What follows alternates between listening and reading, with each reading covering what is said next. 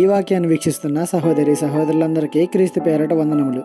ఈరోజు వాక్యం ద్వారా దేవుడు మనతో చెప్తున్న మాట, యెహోవా, ఉదయమున నా కంఠస్వరము నీకు వినబడును, ఉదయమున నా ప్రార్థన నీ సన్నిధిని సిద్ధము చేసి కాచియుందును.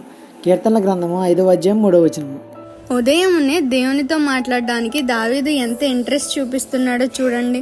ఖచ్చితంగా చెప్పగలడు, ఉదయమున నా స్వరం దేవునికి వినపడుతుంది, ఆయన కోసం నా ప్రార్థన సిద్ధంగా ఉంటుంది అని. ఉదయకాల ప్రార్థన అంటే నువ్వు లేచి లెగంగానే ఏం చేయాలి, ఎవరితో గడపాలి? ప్రార్థన చేయాలి, దేవునితో గడపాలి.